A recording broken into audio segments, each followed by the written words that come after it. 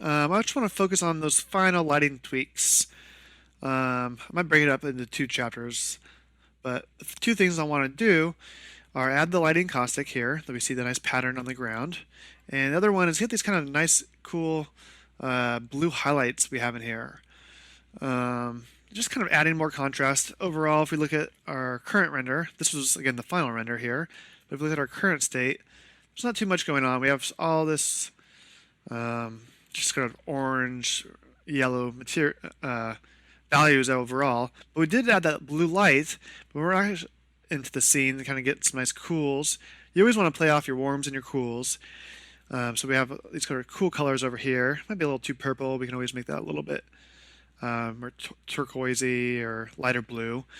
But I want to kind of allude to that in the glass itself. And again, we took our material. We're not getting too much of anything, but we are adding some reflection. So I want to add something in that scene that we can actually reflect in here and pick up, again, jump back to Photoshop, and pick up some cool sort of blue lights. So I want to pretend like we have a nice blue light over the scene, but not doing it with specularity. I want to do it with some sort of reflection. So as always, before we get too far along, I want to save this scene. Let's call it version 6. Again, always just saving your scene. When you like your lighting setup, I always want to save a new iteration so you can always come back to how it was before. So what I want to do is find an image online that we can add to a reflection card in the environment itself.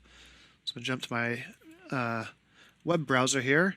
And the one I ended up liking, I did a search for LED blue lights. And we want to kind of find like a cool, this might work here, a nice light sort of strip over black. Because basically we want to make this the luminance intensity. So anything bright, we'll have it there. Anything that's black won't actually be emitting any light. Just want to kind of scrub down. This might be a really cool image here, picking up all these little 4 different bars. But the one I ended up choosing was this image here. Again, this is all going to be to taste. You can add any sort of light, any sort of color to this reflection cards once you see the process. But for me, I'm going to open this link in a new tab, take a look at that image. I like it. And I'm going to save this image into my project directory. So we'll come to our desktop, where I currently have the scene saved, whiskey render, images, and I'll just call this guy blue lights. And we're going to use that again for the reflection in the glass itself. So let's jump to Modo, come back to our model quad tab. So I'm going to add a polygon. Once again, 0 on my numpad to zoom back out here. A to fit all selected. Scroll around. I just want to add a single polygon. So I showed you this before. If you hold shift, click up here in the basic menu, and there we go. Now we got a single polygon in here. I'm going to pull this up into my scene. Kind of nice to keep all your sort of meshes and things like that organized together. Keep my lights together. The ice cubes I'll pull up here. Just kind of organizing my scene a little bit. No big deal. I'm going to come to that image plane.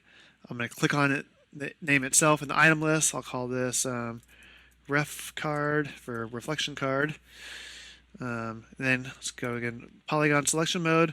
Select our polygon and hit M to define a material. We'll call this blue ref card. Again, call it blue reflection card, and hit OK. So now we define a material for the polygon. Let's come back to our render tab, and just so we can kind of see what's going on in item mode now, because I want to kind of be moving and editing and maybe even animating this card if you want to do an animation. But I'm going to go to item mode and just pull it up a little bit here, so I can just a touch, so I can still sort of see it in the window. And let's actually just rotate this in front of the camera, pull it back, so I can actually see what we're adding to this card itself. Oops. Move it over. Again, we're just going to kind of frame this in the camera, so when I map the image to it, we can actually see what we're mapping. We'll eventually tweak those settings. All right, So in the material itself, let's add that image we just downloaded. Should do this already before. We'll add layer, come to image map, load image map, navigate to our directory, images, blue light, hit OK. And by default, it's already be UV mapped, which is cool. And again, let's just come to our card, move it over. Again, just to see it where and how these are projected. But what we want to do, instead of have the diffuse color, well, we can leave it one channel diffuse color, but we're also going to have it be the luminous color as well, and the luminous intensity even. So we showed you this before, but we want to inverse gamma correct. So we have a gamma of 1. I want to divide this, divide by 2.2, and there we go. Pulled out our sort of contrast on there. And I want to set instances again. So in case we change any of the parameters, we want those to populate all the way through. So right click on the layer in the shader tree, choose create instance, and we're going to change the effect from the diffuse color over to luminous color, because we're going to add some luminosity to it. And I'm going to come to the base one again, the diffuse color one, right click, create instance, and change his effect this time to basic channels, luminance amount. So again, these channels, once you change the effect here, are overriding any of the channels that are here. So we looked at the material transparency tab. We're now overriding the luminous intensity. Even though it's 0, he's now actually emitting light. And we're also overriding the luminance color by these images itself. One thing I want to do is make this card 100% transparent. So we don't want to see these blacks. We want to make the card actually totally transparent. So I'll just go 100% here. And now you see we lost all that black, but because we have the luminance color and amount, if we didn't, it'd be a totally transparent polygon. But if I turn that luminous amount up, wherever those whites are in the image, that's basically the high value. Let's pull this image up real quick. Double click that. So if we look over here, the low value are any black levels in that image.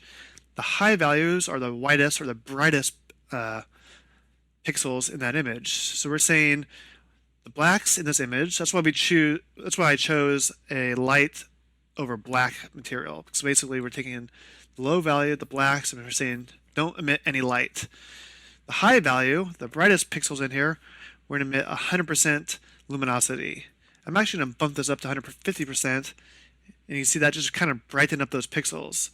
By making it 100% transparent, we're kind of just seeing this card reflected over nothing. If we didn't have that, we'd see all the black in that image, and when we start reflecting it, we'd see the black, but we don't want to pick up the black, we just want to pick up the brights in this image. And then I turn this luminance color back on. Now we're getting this really kind of cool neon strip light in our scene. It's a really fun, kind of neat technique to add lights in your scene. But a few things I don't want from this image. I don't want it to actually be visible to the camera. Right now we see it in the camera, and I don't want that. And I also don't want it to cast any shadows, because when we start positioning it over our light here, it might actually cast shadows from these lights above. We don't want that. All I really want it to do is be visible to the reflection rays, in our indirect rays being the intensity of light. And to do those, those parameters are set on the shader itself. So right now we only have the base shader in the scene. As you can see here, that's where the cast shadows, receive shadows, visible to camera, all those settings are. But we want to have unique shader attributes solely for this card itself. So to do that, we got to add a shader into this group. Two ways of doing it. We can come to Add Layer, navigate down to Special, and add a shader directly into the group itself. Or, since we already have the base shader floating above here, I can just right-click on it, duplicate that, now pull that shader directly into the material group. I always do that, just my own sort of personal workflow. It's already right here, right-click, duplicate, instead of coming up to the Add Layer, navigating into it. There's really no difference between a base shader and the shader. This is just the one that comes in the scene itself by default. So now we have control over things like casting shadows visible to camera and things like that, just for the reflection card material itself. So if I turn invisible to camera off, well, what we would expect to see is for this to completely go invisible. But why it didn't, even though it has its unique shader, is as we saw before, everything works its way up in the shader tree.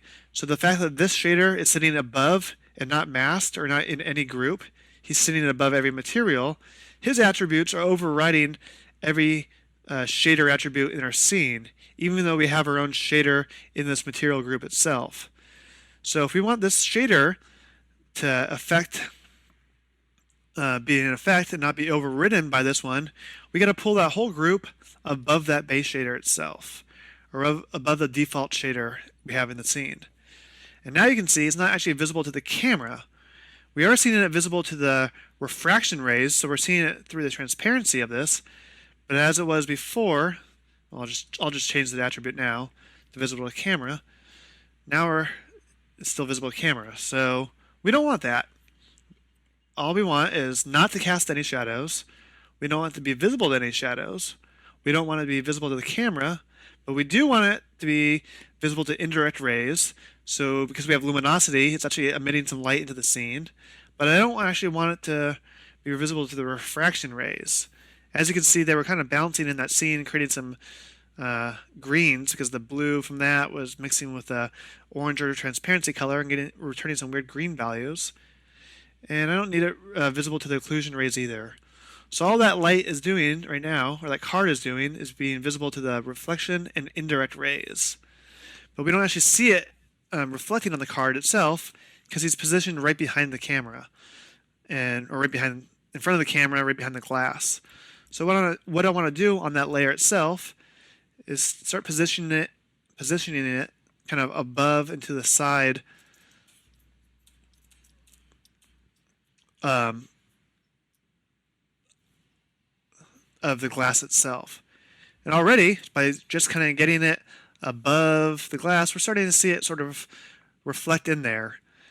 But I can tell already that that card is actually turned the wrong way. If I come back down here, just for a quick thing, I turn the transparency color off. Well, actually, those neon strips are kind of reflecting it. I just wanted to see them here in the shader. I'm going to scale this.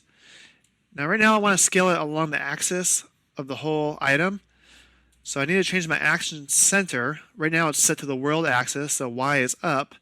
If I change my action center to local or selection, either one, you can see now the handles of my tool manipulator are actually following along the angle of this object. So I'm going to scale this down and kind of get those neon strips right above each other. And also come back, I'll just turn this back to default to automatic. And I'm going to change my transparency amount back to 100. I only turn it to 0 so I can see in OpenGL kind of how those were set. And now this is just going to be a matter of tweaking. And to be honest with you, I like the Action Center to set to the selection. So now you can see my handles are always aligned to that object, and it'll make it a little bit easier to kind of move and manipulate this handle in the scene. So it's all kind of, let's take a little bit of time. We want to kind of get those reflections lining up however you want in the scene. If I turn it long ways there, that blue light is going long against this scene here. And now we're starting to kind of get these blue lights reflecting in the area that I sort of liked in that final render. So you can see here, kind of long strips of neon. And if we just added a blue polygon, it wouldn't have that cool sort of variation in the reflections. It'd just be a one bright blue polygon. But by having the transparency settings, driven by that image map and the luminosity, we're getting a lot of breakup in this. So I'm going to scale it smaller so it's not kind of totally long. And already you can kind of see those little blue pickup lights, the little dots. It's just kind of showing you, oh, it's maybe too skinny. Again, this is all going to take a little bit of time to tweak, but we're just kind of moving that card into place to where we kind of really like those sort of blue reflections. And we can do this all day long. make it a little shorter just so it doesn't go all the way across the top, maybe. Now we're not getting it on the bottom, so if I move it down a little bit, we'll only be reflecting it on the bottom of the glass, not the top. And that's kind of cool there. We just want to kind of, you want to do whatever you want to do, but for me, I just want to kind of get this card just reflecting kind of on that outer edge. So imagine if we look through the camera, he's kind of positioning it right above where we want to actually reflect in there. To be honest, I think that's kind of cool. If I turn the item off in item list, you'll see what happens. Without it, still a nice render, but with it, it's just adding a little bit more bounce. We're getting a little bit of reflection on the ground here itself. A little bit more color down there. We're getting more color up here on the top. Maybe if I position it up a little bit more, kind of like that actually better. I didn't want to get too much of that blue actually on the table top. So let's just keep kind of move it and tweak it right into place.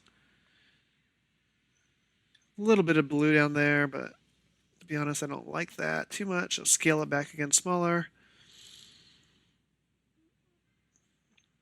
And you can spend hours just putting this. You can add another one. So if I duplicate this card in the item list,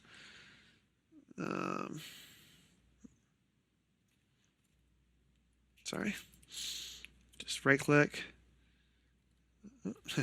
Getting too clicky here. Right click, duplicate. Now I have two of those cards. I can position another one in the scene onto the other side if I wanted to. Get them into place. Maybe long ways in front of the camera. Now we're getting some more reflections that, in there. Again, I don't want that, so I'll just delete that guy. But add another one in the scene, maybe pick up some reflections of the table if you want. If we don't want the blue in there, again, we can do that same thing I showed you with the environment. Add layer, process layer, and we can change the hue of that blue to a different color. It's diffuse color right now, so we want to change the luminance color. Now we're getting that light by just changing the hue on that process layer, set the luminance color, we're overwriting, and we can just start changing the actual hue of that, making it whatever color you want. I'll delete it because I like the blue, that's why I chose the blue. But I think that's kind of a cool little trick. Nice way to get some cool reflections, both figuratively and literally, in your scene there. So just giving you a little bit more depth in terms of the reflections and the refractions. Again, let's turn the refraction on the base shader and see what happens. And now it's actually kind of refracting in that glass or picking up some of the blue in the ice cubes. But I don't really like what's happening here with it refracting, bouncing back and forth in that glass. You might think that looks cool, so leave it on. But I don't really want any of the blue picking up in the ice cube itself, bouncing through the refraction rays, which is basically bouncing through the transparency. So what refraction is the transparent rays. So all it really is doing is picking up on the reflection of the first thing it hits, which is that outer sort of glass.